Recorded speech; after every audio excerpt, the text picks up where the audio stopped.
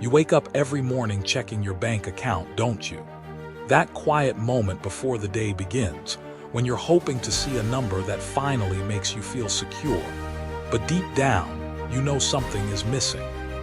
You've been chasing wealth the way everyone else does, loud, desperate, and somehow still empty. I am Solomon, the man history remembers as the richest who ever lived. But here's what they don't tell you about true wealth. It was never about the gold in my treasury or the palaces I built. It was about something far more powerful. Something that made me rich in ways that outlasted kingdoms and empires. You see, there's a difference between being wealthy and being quietly rich. Wealthy people make noise. They flash their success like a badge of honor. But quietly rich people, they move differently. They think differently. They build differently. And most importantly, they sleep peacefully at night, knowing their prosperity comes from unshakable foundations. Right now, you're working harder than you've ever worked, but you're still trading your time for money. You're still one crisis away from losing everything. You're still carrying that weight in your chest that whispers you're not enough. You don't have enough. You'll never have enough. But what if I told you that 3,000 years ago, I discovered 7 principles that don't just create wealth. They create the kind of person who naturally attracts and keeps prosperity. Not through luck or manipulation, but through wisdom that transforms your very identity. This isn't another get-rich-quick scheme. This isn't positive thinking disguised as strategy. This is about becoming the kind of person who wealth flows to naturally and quietly, because you've aligned yourself with principles that have governed prosperity since the beginning of time. Today, you stop chasing money and start becoming the person money chases. You stop working for wealth and start letting wealth work for you. You stop being loud about success and start being quietly, unshakably rich. If you're tired of the noise and ready for the real transformation, subscribe to this channel right now. Because what I'm about to share will change not just your bank account, but who you become. And that person never worries about money again. Number 1, the root of poverty. You sit there wondering why your brilliant mind hasn't made you wealthy yet. You have degrees hanging on your wall, certifications that took years to earn, and knowledge that impresses everyone at dinner parties. Yet your bank account tells a different story. You know more than your wealthy neighbors. You work harder than your successful colleagues. But somehow they sleep in bigger houses while you count every dollar before you spend it. Here's the truth that will cut deep into your pride. Intelligence without wisdom is just expensive decoration. You've been collecting knowledge like trophies, but you've never learned the one skill that actually creates wealth. The ability to see what others cannot see. The ability to act when others hesitate. The ability to turn information into income. I've watched kingdoms rise and fall. I've seen the most brilliant scholars die poor while simple merchants built empires.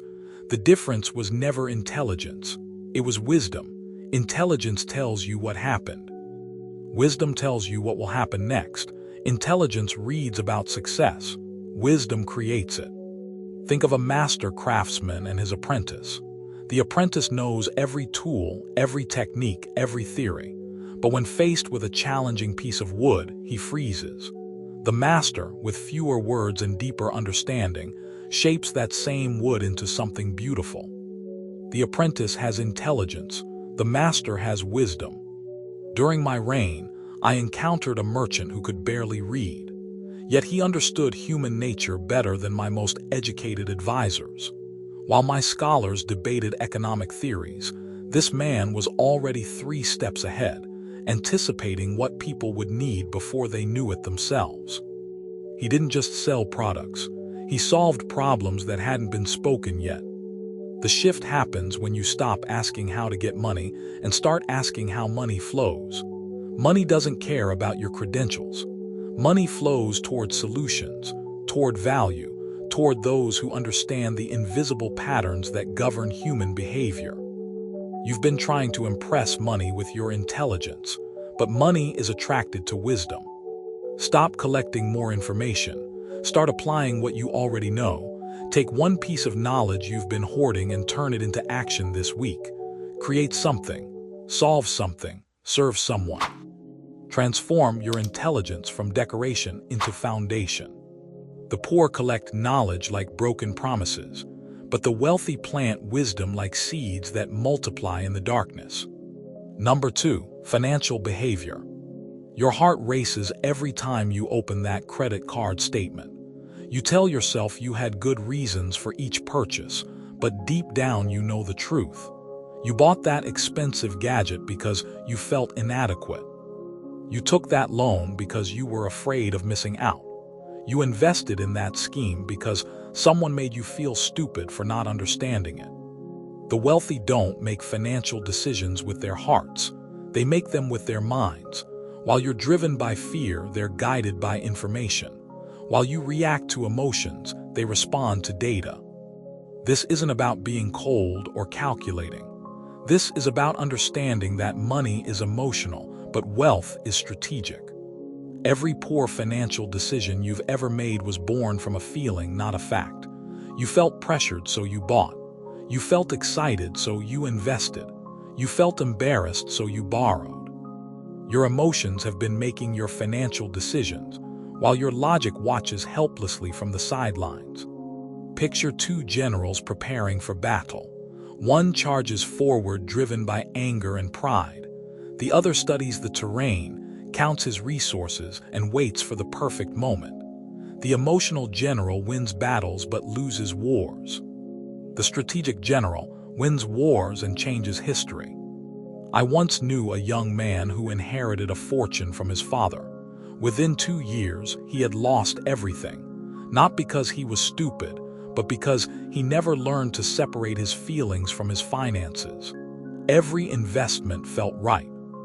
Every purchase felt necessary. Every loan felt manageable. His emotions spent faster than his mind could calculate. The transformation begins when you realize that your current financial situation is not the result of your circumstances. It's the result of your decisions. And your decisions have been influenced by emotions you haven't even acknowledged yet. Here's what I want you to do. Take out a piece of paper and write down your 3 worst financial decisions from the past 2 years. Next to each one, write down what you were feeling when you made that decision. Were you angry, excited, scared, pressured? Now ask yourself what information you were missing. What questions should you have asked? What research should you have done? Your emotions will always be louder than your logic, but wisdom teaches you to wait, to pause, to gather information before you act. The next time you feel the urge to make a financial decision, stop and ask yourself 2 questions. What am I feeling right now? What do I need to know before I act? Emotions are terrible financial advisors, but they're excellent warning systems when you learn to interpret them correctly. Number 3, silence as a strategic tool. You can't help yourself, can you? Someone asks about your plans and you spill everything. You share your business ideas over coffee. You post your goals on social media. You tell your family about your investments. You think you're being transparent, but you're actually sabotaging your own success. Silence is not secrecy. Silence is strategy. Every word you speak before you succeed is energy that could have been used to actually succeed. Every plan you reveal is an invitation for others to interfere, to doubt, to discourage, or worse, to compete. The poor broadcast their intentions. The wealthy execute in silence and let their results speak. The poor need validation for their plans. The wealthy need privacy to perfect them. The poor invite opinions. The wealthy create realities. Imagine a hunter in the forest. The inexperienced hunter announces his presence, scares away the prey, and returns home empty-handed. The master hunter moves silently, observes carefully, and strikes at the perfect moment. The forest doesn't know he's there until he's already succeeded. In my palace, I had advisors who would share court discussions in the marketplace before our meetings had even ended. These men never understood why their own projects failed while others succeeded. They were so busy talking about their plans that they forgot to execute them. Meanwhile, those who spoke little and worked much became legends. I learned early in my reign to reveal plans only after they became realities. When I built the temple, I didn't announce the construction. I announced the completion. The impact was greater, the opposition was smaller, and the work was already done before anyone could interfere. The shift happens when you realize that your need to share your plans comes from insecurity, not confidence. You're seeking approval, validation, permission. But success doesn't need permission. Success needs execution. From this moment forward, become comfortable with being misunderstood. When people ask about your future, smile and change the subject. When they wonder why you're so busy, let them wonder. When they notice your success, let the results tell the story your words never could. Guard your plans like you guard your bank account password, because your future prosperity depends on both remaining secure.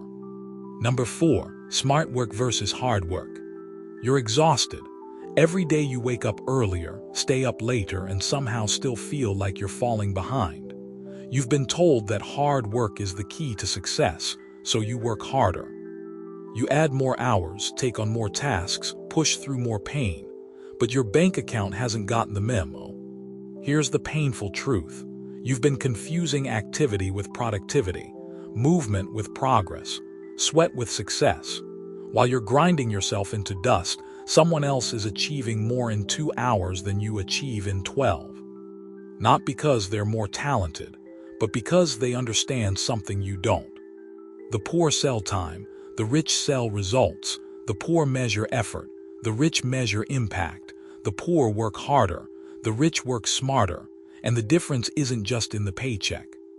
It's in the peace of mind, the quality of life, the time for relationships that matter. Think of 2 woodcutters competing to fell the most trees. One swings his axe relentlessly from dawn to dusk, each swing becoming weaker as exhaustion sets in. The other stops every hour to sharpen his axe. By the end of the day, the second woodcutter has felled twice as many trees with half the effort. The first one worked hard. The second one worked smart. I once observed a farmer who prayed for rain every day while his neighbor dug irrigation channels. When the dry season came, the first farmer's crops withered while his neighbor's flourished. Both farmers worked hard, but only one worked strategically. Hard work without strategy is just expensive suffering. The transformation begins when you stop measuring your worth by how busy you are and start measuring it by what you accomplish. When you stop glorifying exhaustion and start pursuing effectiveness. Look at your typical day. Write down every activity that takes more than 30 minutes of your time. Next to each activity, honestly assess its financial impact. How much money does this activity generate? How much does it move you toward your goals? You'll be shocked at how much time you spend on activities that produce 0 results. Here's your new rule. Before you say yes to any task, any meeting, any commitment, ask yourself one question. Will this make me money or save me money? If the answer is no, the response is no. Your time is finite, your energy is precious, and your future depends on investing both wisely. The path to wealth is not paved with hours worked, but with problems solved, value created, and results delivered. Number 5, multiple income streams. You're 3 paychecks away from disaster and you know it. That steady job you're so proud of, that reliable income you depend on, could disappear tomorrow. One corporate restructuring, one economic downturn, one technological shift, and everything you've built could crumble. Yet you cling to that single income source like a life raft in a storm. Dependence on a single income source isn't security. It's vulnerability disguised as stability. The wealthy don't put all their eggs in one basket because they understand that baskets break, storms come, and eggs are too precious to lose. True wealth comes from multiple streams flowing toward the same destination. When one stream runs dry, the others keep flowing. When one stream floods, the others provide balance. Rivers carve canyons not through force alone, but through multiple currents working together over time. Consider the farmer who plants only corn. When the corn blight comes, he loses everything. But the farmer who plants corn, wheat, vegetables, and fruit trees, who raises chickens and cattle, who sells at markets and runs a small processing operation, this farmer survives every storm and thrives in every season. I knew a merchant in Jerusalem who started with one small stall selling pottery. Smart man.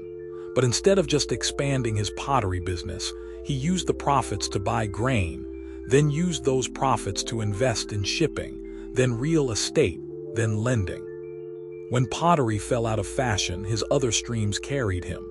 When grain prices dropped, pottery and shipping sustained him. He didn't just survive market changes, he profited from them. The shift happens when you stop thinking like an employee and start thinking like an ecosystem. When you stop relying on one source of security and start creating multiple sources of abundance. Your homework is painful but necessary. Calculate exactly how long you could survive if your main income disappeared tomorrow. Include all your expenses, all your debts, all your obligations. The number will scare you, but fear is a teacher when you listen to its lessons.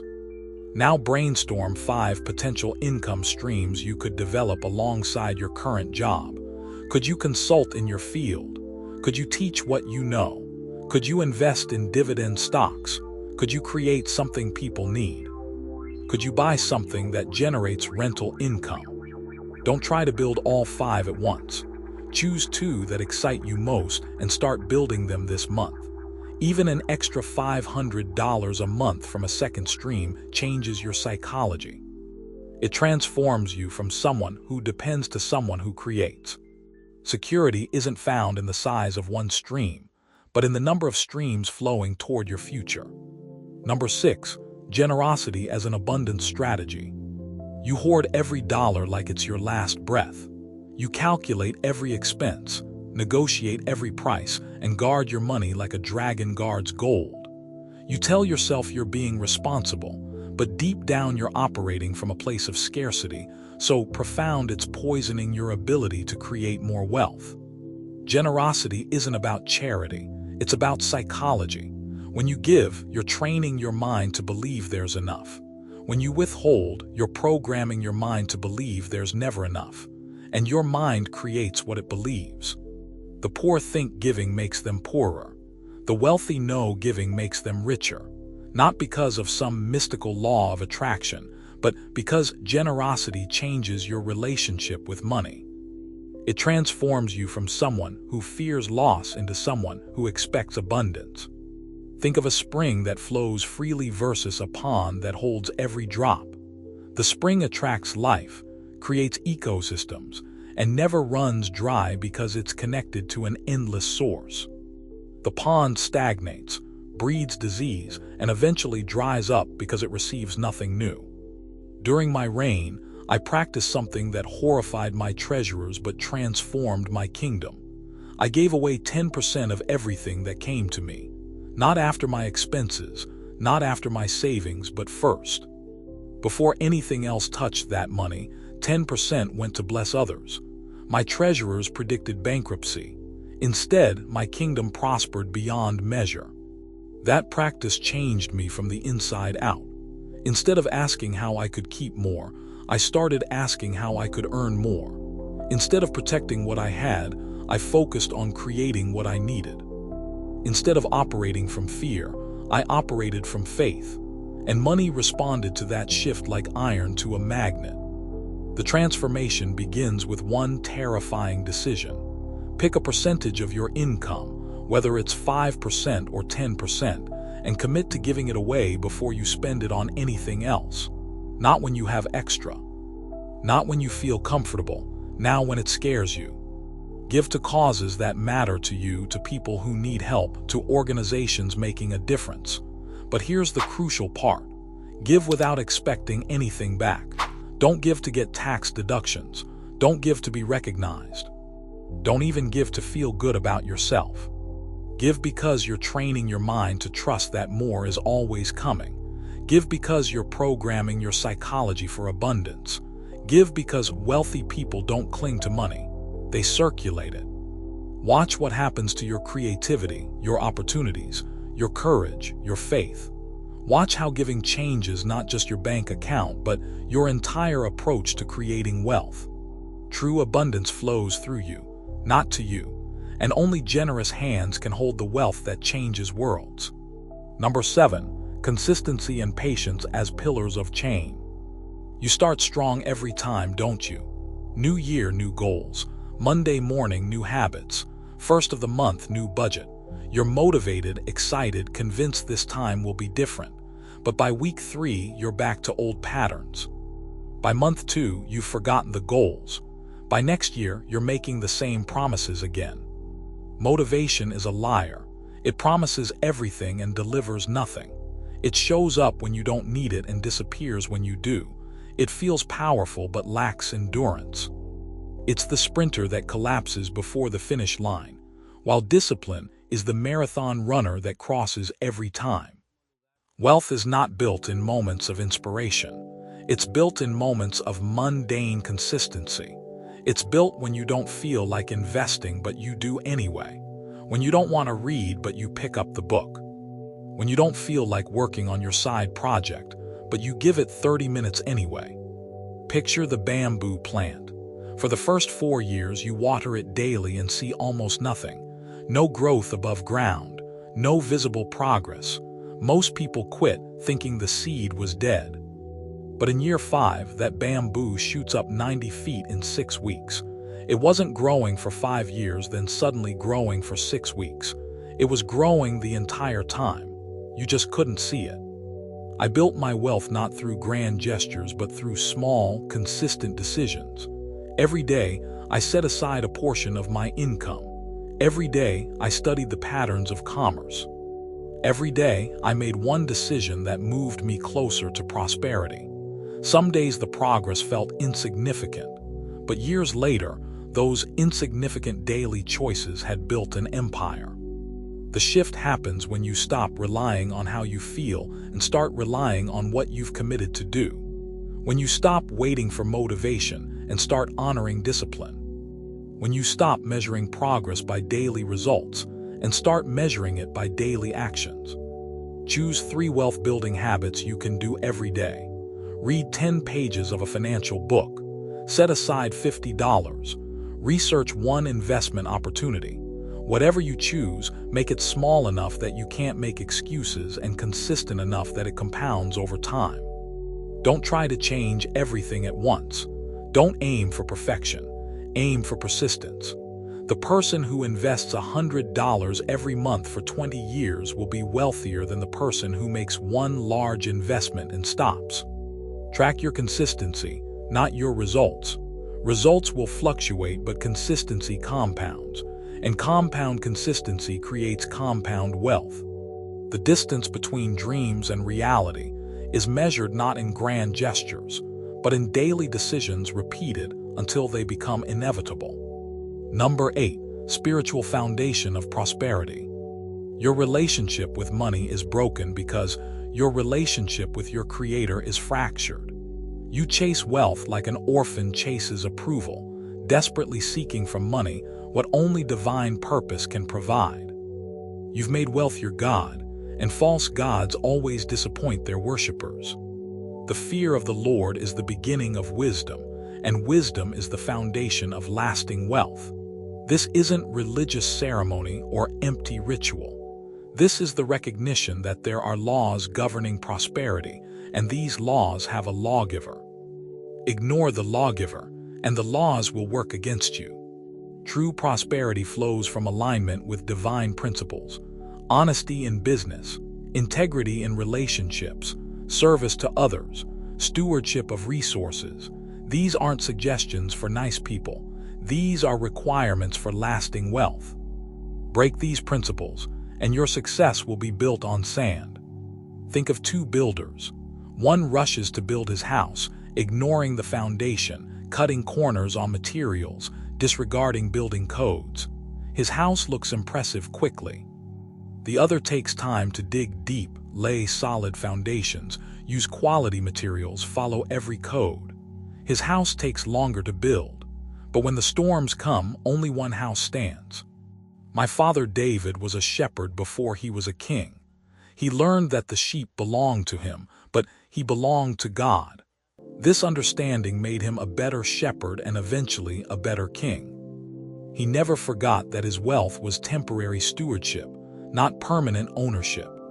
When I asked God for wisdom instead of riches, I revealed something about my understanding of true prosperity. Wealth without wisdom is destruction waiting to happen, but wisdom aligned with divine purpose attracts wealth like a magnet attracts metal. The transformation begins when you stop asking God to bless your plans and start asking Him to reveal His plans for you. When you stop trying to use faith to get wealth and start using wealth to express faith. Before you make your next financial decision, pray about it. Not a quick prayer asking for success, but a deep conversation asking for wisdom. Seek counsel from people who fear God and prosper righteously. Study what Scripture says about money, not to get rich but to get right. Start each day acknowledging that everything you have is stewarded, not owned. End each day examining whether your financial decisions honored God and served others. Make generosity, integrity, and service non-negotiable parts of your wealth-building strategy. When your prosperity flows from spiritual alignment, it becomes sustainable, meaningful, and ultimately, a blessing to generations beyond your lifetime. True wealth is not measured by what you accumulate, but by what you steward. Not by what you achieve, but by what you honor. Number 9, purpose of wealth. You're building a fortune with no idea why. You accumulate money like a collector accumulates stamps, driven by compulsion rather than purpose. You check your bank balance obsessively, but have never asked yourself what this wealth is meant to accomplish. You're succeeding at a game without understanding why you're playing. Wealth without purpose is disguised misery. It's impressive emptiness. It's expensive loneliness. I've known billionaires who would trade everything for one moment of genuine meaning. I've seen inheritance destroy families, because money without mission becomes poison in the bloodstream of legacy. True prosperity serves something greater than itself. It builds schools that educate generations. It creates businesses that employ communities. It funds research that heals diseases. It provides security for families. It blesses the forgotten and empowers the powerless. Wealth that serves only itself eventually devours itself. Consider 2 wealthy men. The first spends his fortune on increasingly extravagant pleasures, always needing more stimulation, more possessions, more experiences to feel satisfied. He dies surrounded by things but isolated from people. The second uses his fortune to solve problems, create opportunities, and bless others. He dies surrounded by people whose lives he touched, whose futures he secured. I built the temple not to display my wealth, but to create a lasting place where God could be worshipped and people could find hope.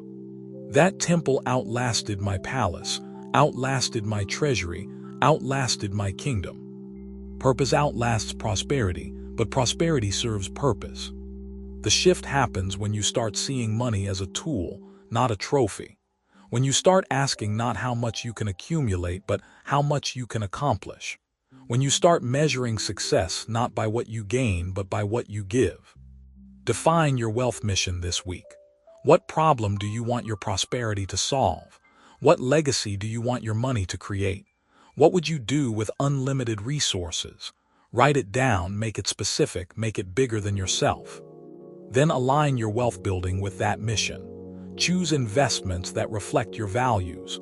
Support businesses that advance your purpose. Create income streams that serve your mission. Let your money become an expression of your deepest convictions. Start now, even with small amounts. Give to causes that matter to you. Support entrepreneurs whose work you believe in. Invest in companies whose missions align with yours. Your wealth will grow differently when it grows with purpose. Money is either a master that enslaves you or a servant that empowers you. And the difference is determined by the clarity of your purpose. Number 10, practical implementation and transformation. You've heard the principles. You understand the concepts. You agree with the philosophy. But your bank account looks exactly the same as it did when you started listening. Knowledge without implementation is just expensive entertainment, and transformation without action is just wishful thinking. The gap between where you are and where you want to be is not crossed by understanding. It's crossed by doing. Every day you wait is a day of compound interest working against you instead of for you. Every week you delay is momentum building in the wrong direction. Real change happens when you commit to a process, not just a goal. When you create systems, not just dreams. When you build habits that make success inevitable rather than hoping for circumstances that make success possible. Think of 7 seeds planted in prepared soil. Each day you water one seed. By the end of the week, all 7 seeds have been nourished. By the end of the month, those seeds are sprouting. By the end of the year, you have a garden that feeds you daily. Here's your 7-day transformation plan. Day 1, assess your financial wisdom. Write down your 3 biggest money mistakes and the lessons they taught you. Day 2, implement strategic silence. Stop sharing your plans and start executing them. Day 3, audit your work. Eliminate activities that don't produce results and focus on high-impact tasks. Day 4, research 3 potential income streams you could develop. Choose one and take the first step toward building it. Day 5, calculate 10% of your income and give it away to someone or something that matters. Day 6, choose 3 daily wealth-building habits and commit to them for the next 30 days. Day 7, spend 1 hour in prayer or meditation, asking for wisdom about your financial future. Write down what comes to you. This becomes your wealth-building mission statement. But here's where most people fail. They do this once and expect permanent change. Transformation requires repetition. These 7 days become 7 weeks, become 7 months, become 7 years of consistent application. Your current life is the result of your past 7 years of decisions. Your future life will be the result of your next 7 years of decisions. You're not just changing your bank account. You're changing your character. You're not just building wealth. You're becoming the person who naturally attracts and keeps prosperity. The moment you finish listening to these words, your transformation either begins or dies, and that choice will echo through generations yet unborn. There's a moment in every life when the old way of thinking crumbles and something new is born. You're standing at that threshold right now. The person who began listening to these words is not the same person hearing them now. Something fundamental has shifted in your understanding, in your spirit, in your relationship with abundance itself. You see, true transformation doesn't announce itself with fanfare. It whispers in the quiet moments when you choose wisdom over impulse. It appears in the silence when you guard your dreams instead of broadcasting them. It manifests in the daily decisions that others call boring, but you now recognize as sacred. Picture a river changing its course. It doesn't happen suddenly or dramatically. Drop by drop, current by current, the water finds new pathways through the landscape. One day, people wake up to discover the river flows in an entirely different direction, yet no one can point to the exact moment it changed. Your wealth will come the same way, quietly, inevitably, through principles so ancient they feel new, so simple they seem profound. You're not just learning about money anymore. You're becoming someone money flows toward naturally, someone abundance recognizes as home. The 7 secrets we've explored together are not techniques to master, but truths to embody. They're not steps to complete, but ways of being to inhabit.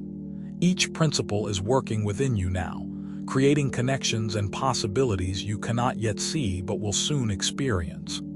If you feel called to continue this journey of transformation, to deepen your understanding of these timeless principles, then join others who are walking this path by subscribing to this channel. Because what we've shared today is just the beginning of what's possible when ancient wisdom meets modern application. You are being prepared for a prosperity that serves not just your needs, but the needs of generations yet to come.